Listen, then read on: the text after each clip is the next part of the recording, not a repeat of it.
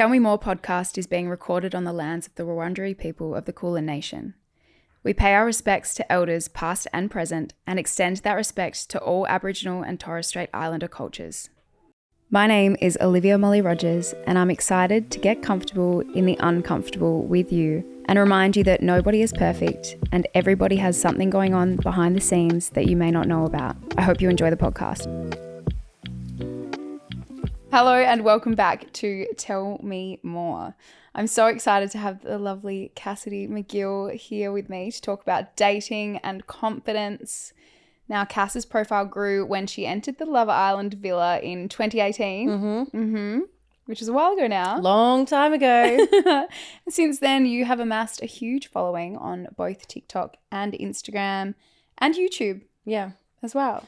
Yep, all three. Just all busy of them. You are a busy girl and you are one of my favourite content creators on TikTok. Really? Yeah. It's weird. People always mention my TikTok and TikTok is just fun for me. I think that's why it's so good. Yeah, maybe that's what the magic is. I love it, and I love how honest you are and all the little tidbits on dating, and you're very real. So I thought you would be the perfect person to get on here to talk about dating and confidence. Oh God, what a shit show this will be then. Strap yourselves in. I would love to know, first of all, what were you doing before Love Island and what made you want to go on the show? Oh God.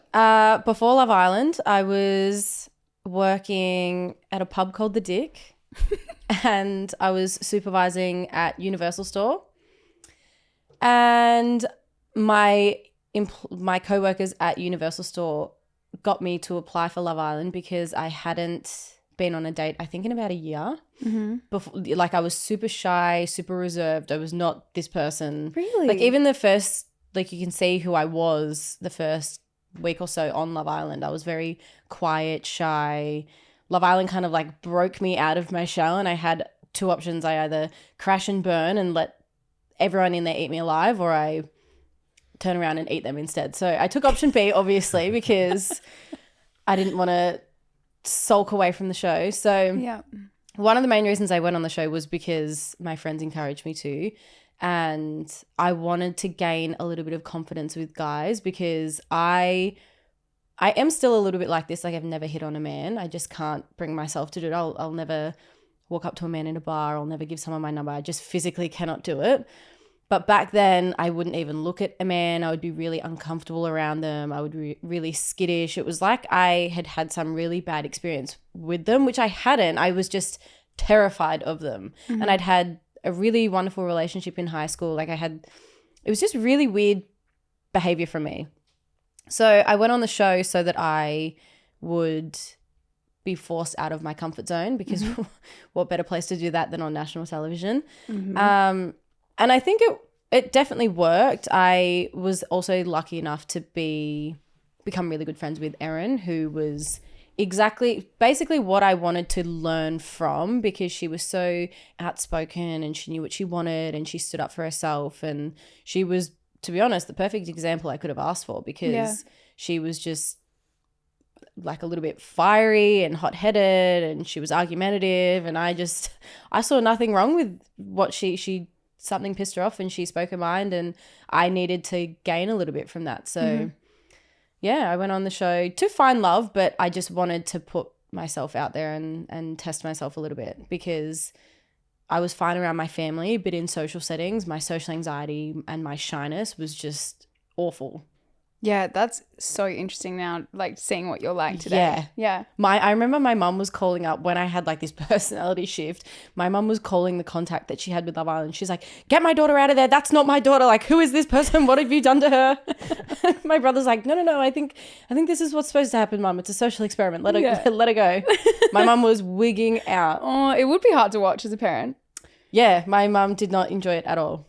What was the experience like for you? The boys kind of sucked, and I can say that now because I'm good friends with Josh, but he was probably the only positive from it, like maybe Josh and Dom.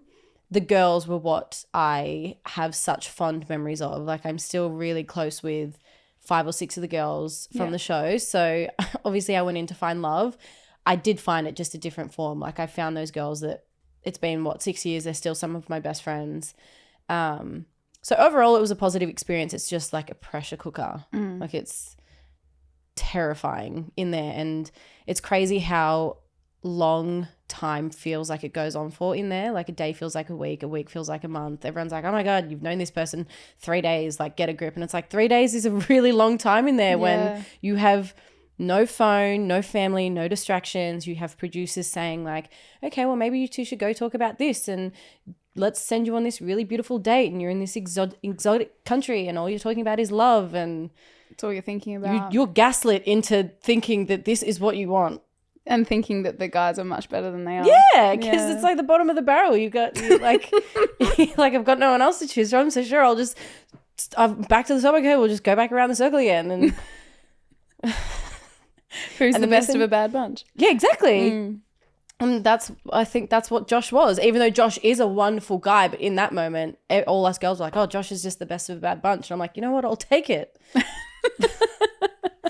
And then a new guy comes in, you're like, oh, actually, I'll go with him. And it's just, I don't know. It's some girls cope, well, some people cope better in those situations. I think I was young and I wasn't pretending. I was genuinely just doing what my head and my heart wanted to do. And some people really enjoyed that and some people fucking hated it. Yeah. So.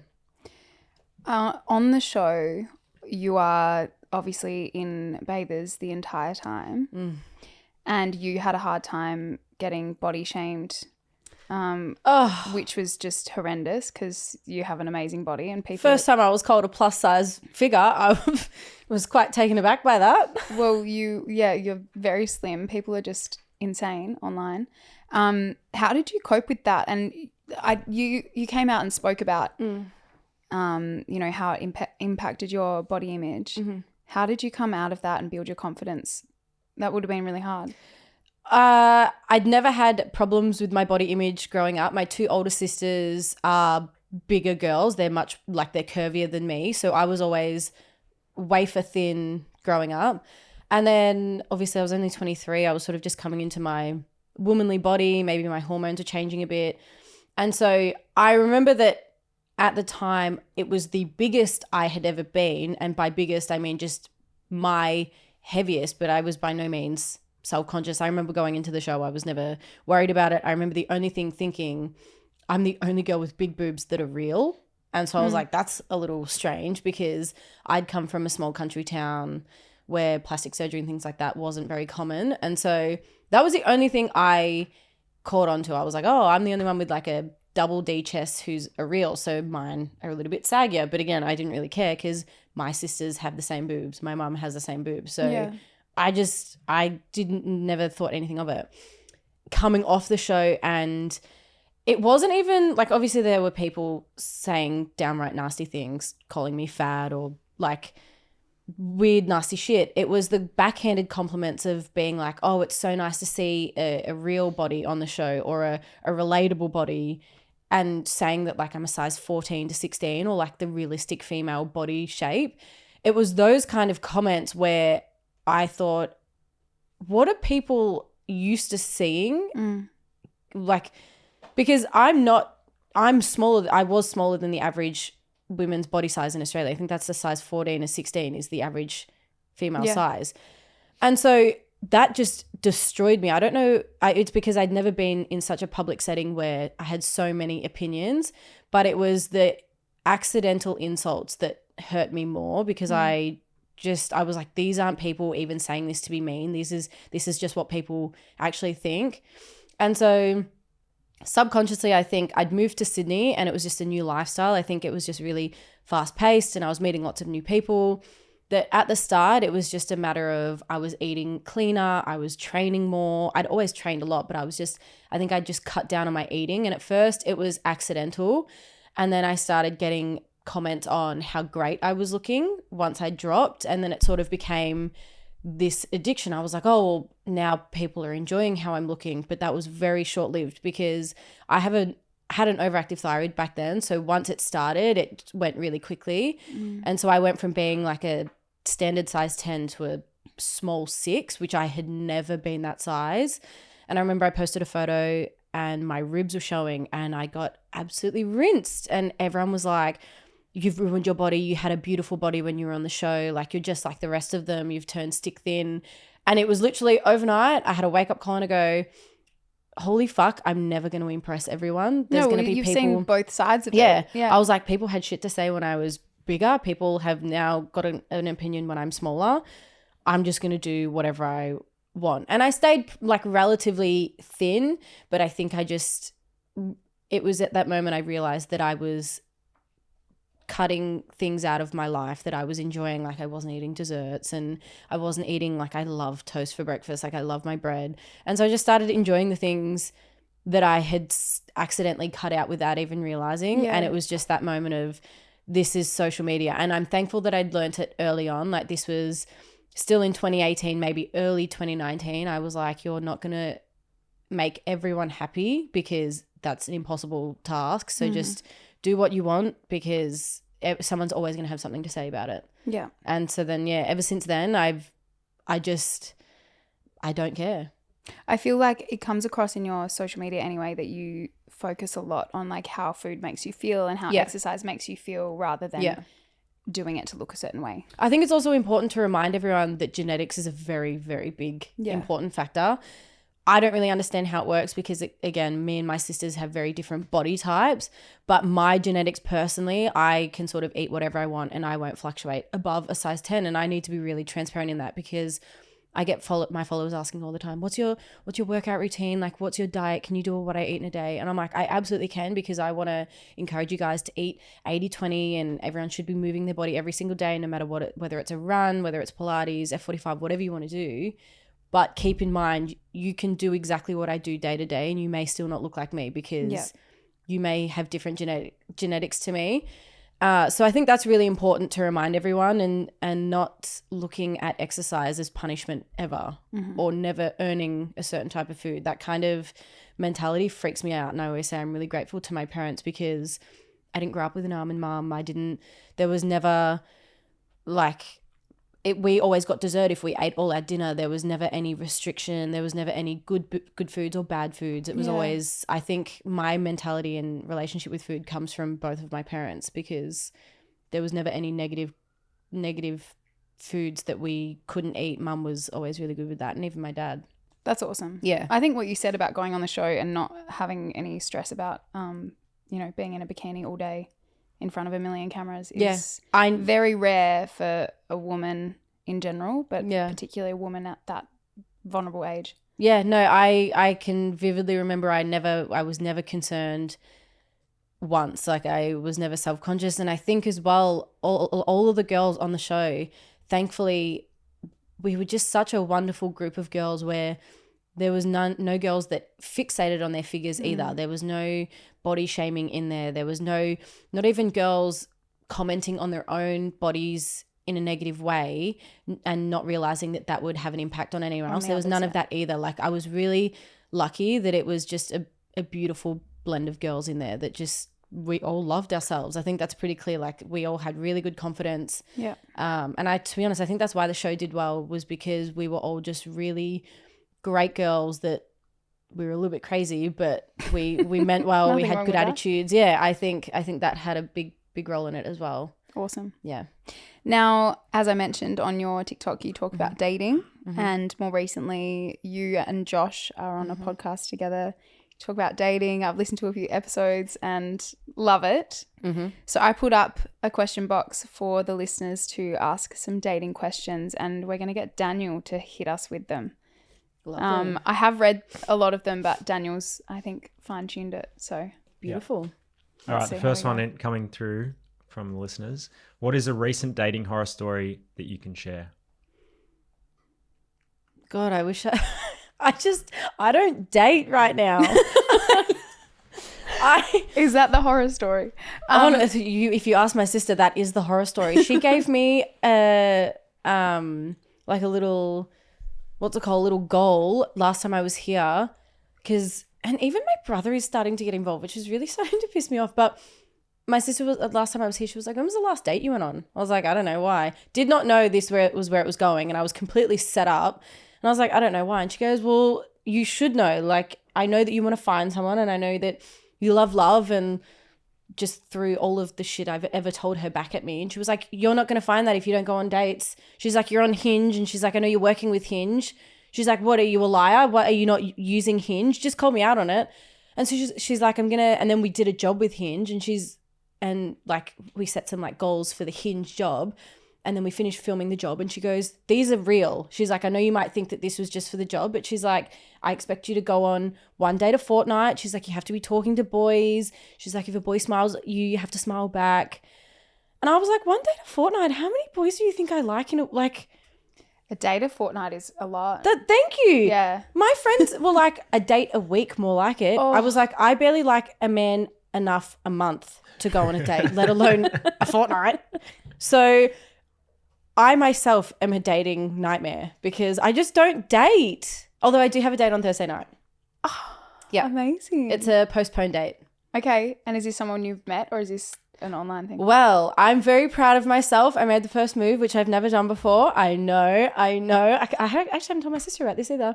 No, I saw him at my local cafe in Sydney. Yeah. And I hope he never listens to this because when I saw him, it was very early in the morning. I just finished Pilates and I'm really good friends with the manager of the cafe, and he walked up to her and she was like, oh, the girls are just inside. And so I watched him go and sit at a table with 3 girls and I was like, well, he's either gay or one of them is his girlfriend. So I was like, that's kind of a bust. But he was so handsome. He has the nicest arms. And so I sort of forgot about that until a month later I was on Hinge and he sent me a like or a rose. Ooh. And I was like, okay, we've cleared up the gay and or single situation. So I screenshot it because I asked T, the manager, about him and she was like, I have no idea who you're talking about. And so then I sent a screenshot of his profile to her and I was like, this guy, who is he? Because I was like, maybe I can accidentally bump into him and like make it a meet cute. And so I accidentally started following him when I stalked him on Instagram. Did you actually accidentally? Yeah, I went to stalk his profile and click on his profile picture. And it wasn't until I got off Instagram a couple of hours later and I went back on and I had a DM from him and he was like, hello. And his profile was on private. So I was like, how? Unless the manager has said something. And then I clicked on the profile and I had started following him. And so I was like, okay, well, I'm in it now. So I'm just going to have to own it. And so I was like, hello. And he's like, do I know you? And I was like, oh my God. But he had sent you a rose on Hinge. I guess maybe he just sends a lot of them to people and he just doesn't remember me, or he wanted to make me work for it. I don't know. Who knows? So I just had to be like, no, you don't know me, but I've seen you at Blackwood before. And he was like, oh, okay. And then he made a stalking joke later on. It was quite funny. So I was like, okay, at least he's got a good sense of humor. So yeah, he seems amazing. Fun. Yep. And where are you going for your date? I don't know. That's the curious thing about this person is I don't like a lot of small talk. I actually hate texting in general. I'd rather not speak to them all week and just set a time and a day and go. Okay. And so that is him. He is sort of like, let's have a picnic. And I was like, okay, let's do that. And he's like, lovely. And then he left it. And so then about an hour later I go, so are you going to give me a time and a place, or are we just going to hope that we both turn up like to the same park at the same time? And he goes, oh, I just assumed that your stalking skills would come into play and you'd track me down. And I was like, oh, that's good. Yeah, that was good. So that got postponed because it was raining. And then last night he messaged me and he's like, are you free Thursday? And I said, I am. And he goes, lovely, let's do dinner. And I go, lovely. Okay, where are you thinking? And he goes, I'm thinking Potts Point. I'll make a reservation. I was like, love your work. Like, it's literally serial killer conversation. But I rate it. Yeah. Because I don't want to get to know him over text. I think this is good. I think it's great. I'm excited. I look forward to the update. Yeah, I'll give you an update because it's basically a blind date. I know nothing about him. I just know that he has really nice arms and his name is, I'm not going to say his name. Yeah, don't do that. Good call. Yeah. I'm just going to stop that right there. Okay, next one. What's the best date you've been on? Ooh. Okay. Oh. Wow, both of them involve picnics. One was a date that I planned and it was for my ex, my English ex. I organized a surprise date. This was when I'd realized I was in love with him. And like once that barrier is down for me, I'm just the biggest, loviest piece of shit in the world. And so I planned this whole surprise date, bought us ferry tickets, a ticket onto, there's this island in Sydney called Shark Island right in the middle of the harbour. Yeah. And so there's only like a select number of people that can go each day. And so I organized a big picnic platter, had a picnic blanket, Shark Island. We went there, we watched sunset, overlooked the harbour. It was literally the most wonderful day of my life. So that's what I did for him. And then sounds amazing. Yeah, it was so nice. I'm going to pat myself on the back for that. And then recently, I don't know if you recall on TikTok me trying to find the dog guy. Yeah, can you tell us about that? Oh God, geez, I just apparently had no shame that day. I loved it. Well, this is some of your best work. See, what led me to that point was a guy I was seeing had just royally screwed me over, and I was like, you know what, fuck this, like I need to stop going for the bad guys, like I can't do this. I was like, surely the guy that was throwing strawberries at me with his dog has to be nice. And so I was like, Hold on. People need more context. that sounds a bit kinky, doesn't it? A little bit. Or a little bit aggressive. No, so I was sitting at the beach severely hungover, and these strawberries started landing at me, and I looked up and realized that I was on my own. I didn't know where my friends had gone, and some man was throwing strawberries at me, and in my head I was like, I don't have time for this today, like this is not going to end well for you. And then his golden retriever came over and started like eating the strawberries, and then this beautiful man with this beautiful mustache, and I have a soft spot for mustaches, comes over and he's like, oh my God, I'm so sorry, my dog Ted just loves strawberries. And then just like asked me for my name, and he was calling me Cassie. So his friends had obviously told him, one of them must have followed me and or knew who I was. And all I replied through his word vomit was, my name's not Cassie. And he was like, oh, I'm so sorry, I was told your name was Cassie. And I was like, that's okay. He goes, well, my name's so-and-so. And I was like, okay, it's really nice to meet you. And he goes, all right, well, I'm going to go. It was like, I hope you have a nice afternoon. Like, I could not have been more of a raging bitch. And then, yeah, the next day I was like, you know what? I'm going to find this man and I'm going to rectify the situation. So I just took to TikTok and I said, this is the limited information I have on him, because I didn't want to give his name. No, actually, I don't think he gave me his name. I just said that he was Kiwi. He has a mustache. Yeah, I don't think you knew his name. I don't think I knew his name like, either. The location, the time. I was like, grassy knoll, Sunday afternoon, he has a mustache and a dog called Ted that really loves strawberries. And it went viral. Over 1 million people viewed it. And I was like, this is real. And then, yeah, people found him. And then, unfortunately, they sent me his profile, but then felt the need to reach out to him for me. Oh. So that was nice. That was a good thing to talk about. But you went on some dates, didn't you? So he planned on the second date. We had a first date and then just like drinks. And then he went away to Byron for a week. And then he came back and he was asking me, he was like, just remind me what the foods are that you don't eat. And I was like, oh, this, and this. And he's like, okay, perfect. They won't be there. And so I rang Josh straight away, because I'm a bit skeptic and a bit cynical at the start of anything. And I was like, I'm pretty sure this man's cooking for me in the second date. Like, this is a red flag, isn't it? And he's like, why would that be a red flag? I was like, first of all, he wants me to come to his house on the second date. Like, I didn't even kiss him on the first date. Like, this is not. And Josh was like, calm down. We don't even know what he's doing. Like, because I was like, I'm canceling. Like, I'm not going to his house on the first date. He's like, you don't even know what it is. And so he picks me up and he has bought like this mini picnic table, this blanket, this whole platter. And we go down to this little picnic spot right on the water with the dog. And it was the most sounds like a proposal, right? It's so nice. I was freaking out. I finished the date. I rang Josh the next day and he's like, how was it? And I go, why is this man going to so much effort on a second date? Like, does he have nothing better to do with his time? Like, what? Just freaking out. And Josh was like, fuck dating you. And I was like, well, isn't this weird? And then I spoke about it on the podcast and my followers were like, and then I said, I was like, I think we're just conditioned to expect the bare minimum, that when anyone does a nice gesture, we question it. Yeah. And so then once I got out of my own head and stopped being a pain in the ass, I was like, wow, that was actually a really beautiful date. So you couldn't appreciate it at the time? No. At the time I was like, this is so fucking weird. And like, if he, like, it was just, I was also in a moon boot because I'd fractured my toe. So it was just, bless him. He was like, I was going to sit on the blanket, but I realized that you probably couldn't like sit down all that comfortable. So like I got us chairs. Oh, bless. Unicorn. That's so nice. He was the nicest man. Sorry that it didn't work out. You know, I just realized he wasn't my person. Yeah. And that's okay. That is okay. Yeah. We move on. Do you have a best date? See, mine, like nothing extravagant like that comes to mind. Someone, actually a guy asked me about 6 months ago, he's like, what's your best date ever? this was in New York, and he wanted to take me on. Actually, similarly, he wanted to take Americans me are so extravagant too. so They blow you extravagant away. that I was like, I can't do it. I pulled out. It's so confronting.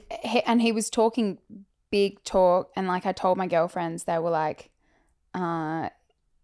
he better be taking you on like a chopper around New York, or like he's, you know, carrying on. And then when I said, I'm like, I'm so sorry, like I'm going to this thing with my friends instead, he sent me a screenshot of like the cancellation of the helicopter ride. So he was going to take me on a helicopter around New York. Oh, But I would have felt like a bit weird about that, I think. Like- But when he said to me, what's your best date ever?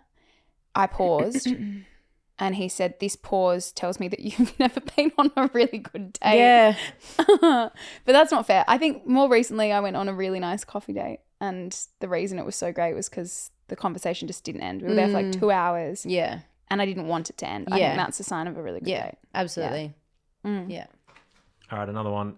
How do you not compare a date or potential partner to an ex? Oh, good grief.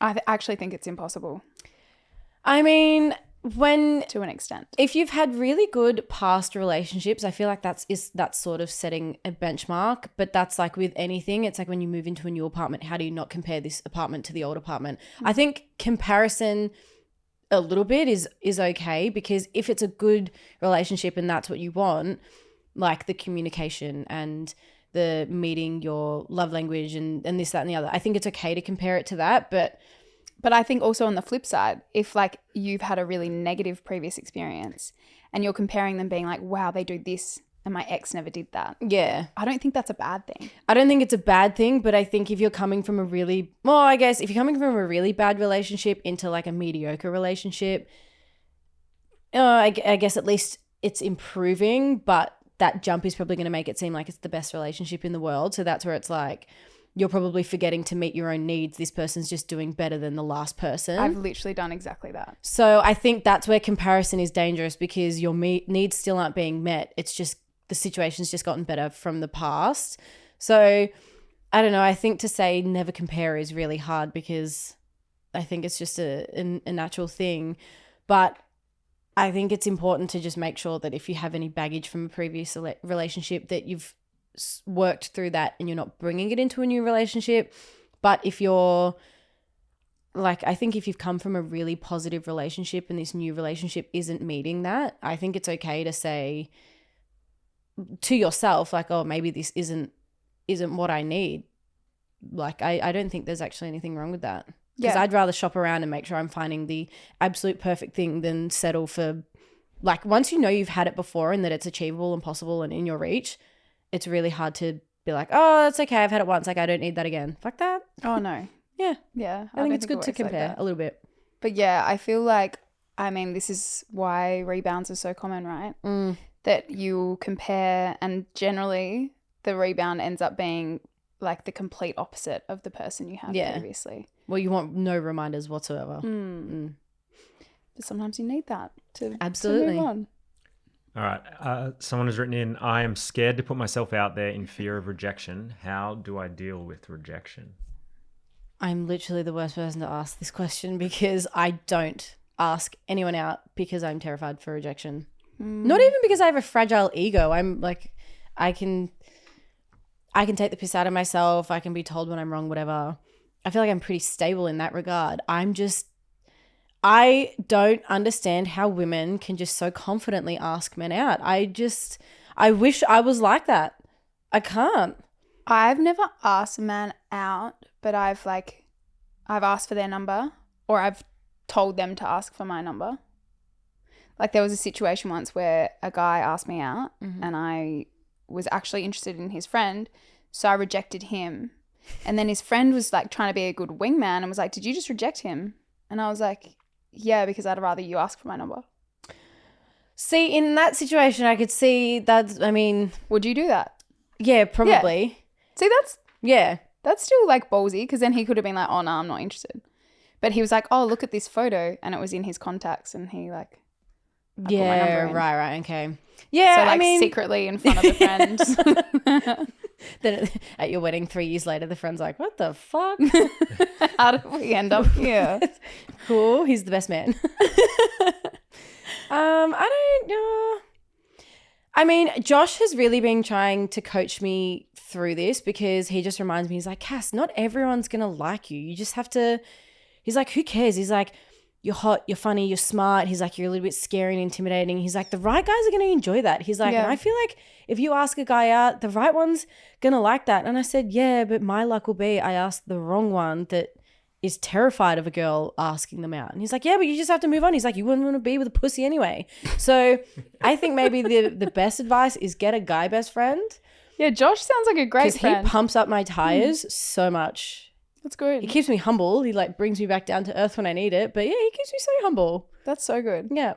Yeah, I think for me, like, because I am like a recovering people pleaser, something I work on with my therapist.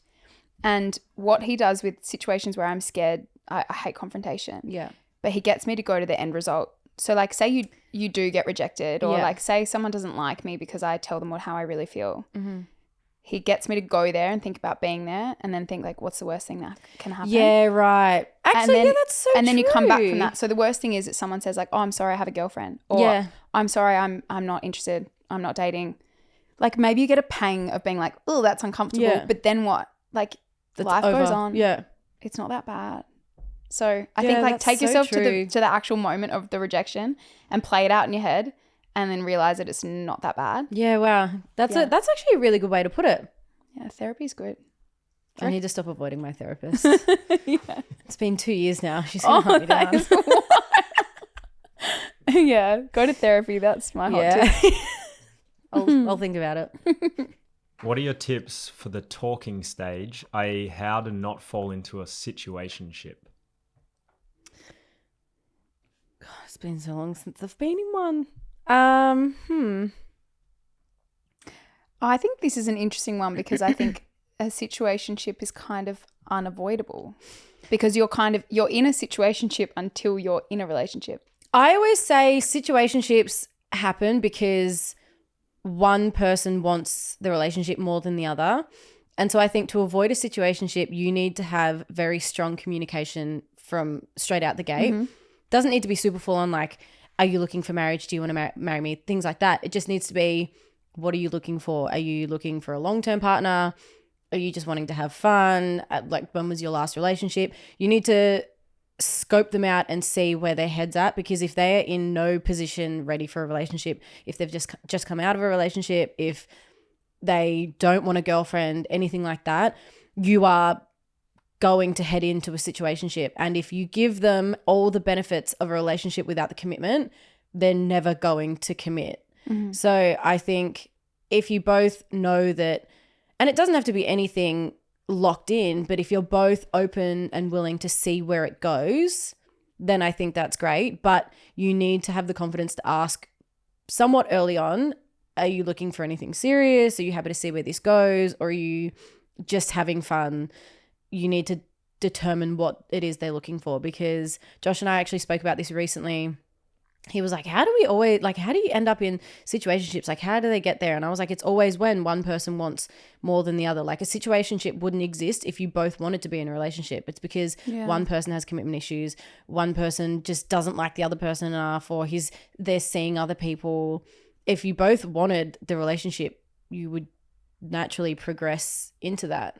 Yeah, very true. And I think discussing monogamy or exclusivity, like however many weeks or months in, is also really important to avoid a situationship, because a situationship is never monogamous. It's always, there's never any exclusivity there. Yeah. And if you don't bring it up, well, if you bring it up with them and they don't want to be exclusive, then there's your answer. Well, and it goes back to what you said about what your therapist said. What's the worst that can happen? They tell you that they don't want it. I'd rather be having that conversation early on before I'm in any deeper. Like, I know that it's, when you go into a conversation knowing that there could be pain at the end of it, I'd rather do that 2 months in than 6 months in when I'm more invested. Yeah, exactly. So I think conversation is very good. Yes, communication is key. Yeah. Have you ever been ghosted, and how do you deal with it? Yep. I am the ghoster. Oh, you're the ghost. I went on my socials, it must have been a year ago, thinking that I was the Like I didn't think that I was the outlier. I was like, if you go on like 3 to 5 dates with someone and you're not into it and they want to go on another date, like I think it's okay to just not reply. I got torn to shreds and everyone was like, what is wrong with you? Where is your moral compass? Where is your self-respect and the respect for the other person? Like I got absolutely rinsed on all platforms. And I was like, okay, you've given me something to reflect on. Maybe more than 3 dates is a little bit harsh. I'll give you that. Maybe I was exaggerating. I don't think I've ever been on 3 dates with someone, more than 3 dates with someone where I've ghosted them. But if I've gone on less than 3 dates with someone and I don't want to go on another date with them and they're asking me how my day is, or I don't know, they try calling me and I don't respond or I don't answer or I don't call them back, no response is an answer. We need to start taking responsibility for how we receive things. Yes, I get it that sometimes ghosting isn't great, but do you really need someone that you've been on 1 or 2 dates with to say, hey, I'm just not feeling it or I'm just not interested? I don't want that. If I've been on a couple of dates with someone and they don't want to go on a date with me anymore, I'd rather them ghost me. You want them to ghost you? Yeah, I don't want them to tell me that they're just not interested. I don't need to hear that. Maybe I do have a fragile ego. But I'm like, we're learning things here. But I'm like, obviously it's not great if you want to send the message and say, hey, yeah, I'm just not into it or I just don't feel the connection after 1 or 2 dates, fine. But if I'm also messaging the person going, hey, how was your day? And they don't reply and then that's literally it, cool. That's just not there. If they're constantly messaging me or if I'm constantly messaging them, maybe then you got to let them know because they're clearly not taking the hint. But I think ghosting isn't dramatic as everyone thinks. I've never been ghosted longer term either. I'm always talking like 1, 2, maybe 3 dates. It's not that serious. I think this is why you think it's not that bad because you haven't really been ghosted. Is it as bad as everyone says? I don't know. It's not great. I get what you're saying because I hate confrontation. Yeah. I hate uncomfortable conversations. But I always try and think about how I would feel if I was the other person. I think it's because I wouldn't mind being ghosted after a couple of dates. So it goes, because people have said like, how would you like it? I was like, I would love it. I would rather them not tell me that they don't think I'm the most wonderful person in the world and they don't want to marry me. Like, what do you mean? You're breaking up with me? Yourself? Like, why are you breaking up with me? I was going to break up with you, but why are you doing it? Like, that's where I'm getting at here. So I'm like, I understand it. And if they were harassing me being like, hey, how are you? How was your day? Calling me, I'd be like, I'm not interested. Then I would let them down if they were kept. But usually people pick up pretty quickly. You drop big hints. Yeah. Interesting. But I can understand why my followers made me understand why it's frowned upon and why it's not okay. And it's good to think about the other person in this situation. But I also think it's character building. Yeah. I mean, all dating is character building. Some people could stand to be ghosted a few times. Do you believe in the saying, if they wanted to, they would? I live by this statement. Oh my God. There was actually, what was this? I think it was are you on the Facebook page Tea Time? No. It's probably not great for an influencer. Like, thankfully, I don't see my name pop up there all too often, but it's that biggest gossip Facebook group in Australia. It gives me anxiety just thinking about it. I shouldn't be in it. I don't know why I got accepted because I didn't put a fake name. I'm just in there as me. But there was this girl. It's not usually all about influencers. It's like advice and everything. There's like tens of thousands of members in there. And the other day, this girl was saying, I'm in a relationship. My boyfriend does fly in, fly out work. And she said at the start it was great. Like he'd message me and call me whenever he got a chance. But recently the conversation has started to die down. He, like when I bring it up with him, he just changes the subject or says like, oh, I was just about to message you. But like the communication's dying off. And it's only when he's there, when he comes back for the week. They don't live together, but they do spend the whole week together. And she's like, do I have anything to worry about? Blah, blah, blah. And the top comment was, all I have to say is if he wanted to, he would. And then a lot of the comments under it is like, how hard is it just to send them like, if you wanted to speak to someone and text them, see how their day's going, check in with them, call them, FaceTime them while you're brushing your teeth, if they wanted to, they would. 100%. And I know that's not for every single situation, but 9 times out of 10, I would say if he wanted to, he would. And I stand by that with anything. Like if I meet a guy, like even this rescheduled date, I haven't messaged, like we postponed it last week. I was like, yep, sweet. And in my head, I was like, I'm not going to think about it again, because if he wants to reschedule, he will. And he did. I think in every aspect, it's even, I think it's really important just to remember, if you are having to ask the question, you probably already know the answer. 100%. And also if they're making excuses constantly and then you're making excuses for them, you need to reassess. But I completely agree. I think if they wanted to, they would. You can't teach someone how to treat you right. No. Like they're either going to. Yeah. You can make sure you let them know what your boundaries are. Yeah. So they can be better. But you can't completely change someone's ways if they're not going to turn up for you and show up for you and message you. Yeah. Yeah. I think that's the most useful dating advice, is just if they wanted to, they would. It's like these girls, they're like, I want him to buy me flowers. I want him to do this. Well, every guy knows that most women love flowers. If he wanted to, he would. It's not that hard. Like. Also, I think like when people, if a guy hasn't responded for a few days and then someone's like, oh, he's just been really busy, or they say they've been really busy and you believe them. It's like sending a message takes 2 seconds. And if they're thinking about you, they will send them, they'll be like, oh my God, shit, I haven't messaged. And they will send a message. Josh and I were speaking about this again. We were like, we were talking about one night stands. And Josh was like, what's the protocol with texting after a date or like after you've slept together? And I was like, if it's a one night stand and if you're interested in the person, I think you should send a message, because sending no message is a message. Because if you like the person, you want to see them again after a date or after you've slept with them, you'll want to make it clear that you are interested in them, because you don't want to, everyone knows if you let it go too long, if he wanted to, he would. But also it's really nice to just, because you want to message them, but you also want to send that message that you are interested. And Josh is always like, because girls always send in, they're like, oh, I went on a date with a guy, but he didn't message me for a couple of days, blah, blah, blah. And I'm like, I don't know whether it's this playing it cool, don't want to seem too eager, but I think the next day, if he wanted to send a message saying, hey, hope you got home safe, or even the night before, if he wanted to, he would. If he wanted to know that you got home safe, he would check in. If he wanted to let you know that he had a fun night last night, he would. But it's just these mind games of not wanting, because Josh told me, he's like, oh, guys just don't want to seem too eager. Yeah, but I hate that. Like, if you feel like messaging, just message. Yeah, I said in 2024, I'm going balls to the wall. I want enthusiasm. Balls to the wall. Enthusiasm, picnics on date 2, because I thought that was too enthusiastic. But I'm like, no. Now you're on board. No, I want you to say it with your chest. None of these games. I can't. None of this. If they text you waiting half an hour to reply back, I will shamelessly reply straight away. I got my red receipts on. I don't give a fuck.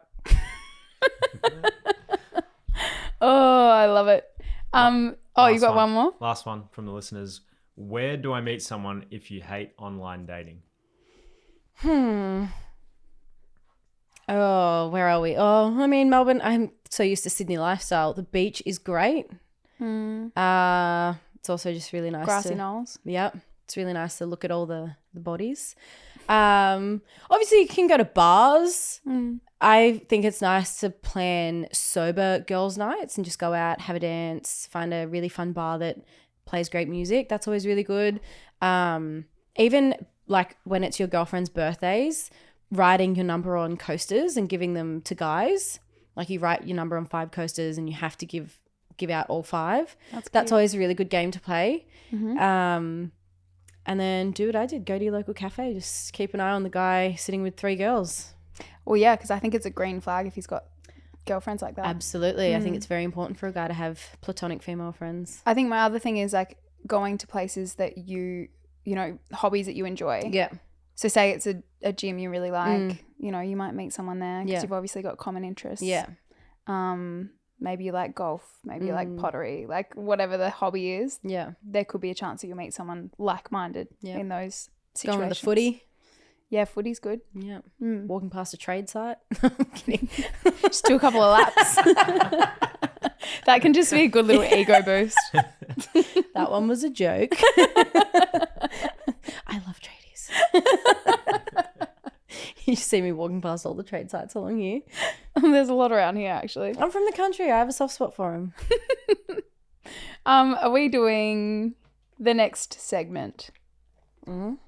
Red flags, green flags. Oh, okay. Let me get comfortable for this. Yeah, I need to adjust. All right, so we've got a list of things that could be borderline green or red flags. Okay. The How many are we doing? There's like 10 here. Do we have time for 10? We'll smash through them. Okay. Rapid fire. Rapid Let's fire. go. Commits quickly. Green flag. Yeah, I think green flag. Cool. Not here to fuck spiders. Balls to the wall. Yeah, balls to the wall. You guys kind of just talked about this, but takes 24 hours to reply. Red flag. Red flag. Red flag. Always agrees with you. Red flag. I like a little bit of an argument sometimes. But also, yeah, like have a personality. Don't be a pushover. Challenge me. You kiss my ass and my family see that, they're going to see straight through you. They won't last a second. Always gives gifts. Red flag. Red flag. I don't like really getting gifts anyway. Yeah. Never gets jealous. Red flag. Both my ex-boyfriends were very secure. They never got jealous. So I've never experienced a jealous boyfriend. No, I don't want jealousy. Jealousy's yuck. But like never, ever, ever, I think is a red flag because I have an ex who just did not give two shits because he just didn't care about me. Oh, Like there were scenarios like where he would say to me like, you'd be jealous in this situation, but I'm not. Oh, Jesus Christ. He was very toxic. But yeah, I think that's a red I'm flag. going to say green flag because it's all I know. I don't know what I'd do with myself if a guy got like a little bit jealous. I'd be like, oh. I think just like a teeny tiny bit every now and then. Yeah, right. But not like across the board. Well, I mean, I read about these boys in my book talk, so it'd be nice to have one day, but who knows? Green flag for me. Okay. Goes to therapy. Green flag. Green flag. They only want to go on a date where there's alcohol. Red Flag. Wants to take things slow. Red flag. In what regard? Okay, what comes to mind is like if you're dating them and things are going well and you're wanting to like progress and like see where things are at and they're like, oh, I just want to take it slow. Like doesn't want to commit. Oh, yeah, actually I guess it just means you're not on the same page. Yeah, red flag. Eagerness to resolve a conflict. Green flag. Green flag. Frequent name dropping. Red flag. Red flag. Flashbacks. Yuck. We've had this one before. Speaks to their mum every day. Oh, red flag. My ex was a fucking mummy's boy and it did my nut in. Okay. First time I went to England, she refused to meet me. I flew all the way there and she would not meet me. But when you knew initially that he spoke to his mum a lot, was that a green flag? Yeah, I guess it was. Now I just have this PTSD. Now you're triggered, yeah. See, because I think it's a green flag. I speak to my mum every day. Yeah. And if a guy was really close with his mum, I would think it's a good thing. But then it just depends on what the mum's like, I think. Yeah. Yeah. Boundaries. Yeah. Sometimes you get those mums that think the sun shines out their son's ass and it's like, fuck. Red flag. Stayed friends with their ex. After a few years, I think it's okay. Yeah. Not straight away. I'd rather him be friends with his ex than talk shit about her. Oh, 100%. I think the way that they talk about their ex Yeah. is very telling. Yeah. Even if your ex murdered your mum, I don't think you should say anything bad about her. That might be a bit extreme. Okay, I guess you could say a bad thing about her, but, you know. Just be careful with your words. Yeah, just don't talk shit about your ex. I find it very weird. Books plans really far in advance early on. Oh, that would freak me out. Red flag. Yeah. I think it depends on the scenario and what they're booking and how far in advance we're talking. Like I had someone book a date, our first date, a couple of weeks in advance because they were like, we'd met and then they booked it because they were like, I think this is the only time that you and I are both free. I'm locking it in. And that was a green flag. I'm like, Yeah, I like that right. he's like taking charge. But if they were like, in a month's time, we're going to have a weekend away together when you've like just met, that's a red flag. Yeah, that'd freak me out. Has a hard time saying no. Red flag. Red flag. Seems to have an idealized image of you. Red flag. Red flag. It's all downhill from here. Yeah, put it into that real quick. Fart in front of him. You think I'm perfect? Yeah. Let me show you otherwise. That's it. That's it. Oh, well done. That was Good. fun. I love that game. Fun. Yeah, that is good. It is good. Now, I like to wrap up the episode with a segment called Oranges and Lemons. Mm-hmm. Your lemon of the day, it can be of the last few days. Mm-hmm. Something negative that's happened, and then your orange is your highlight. Okay.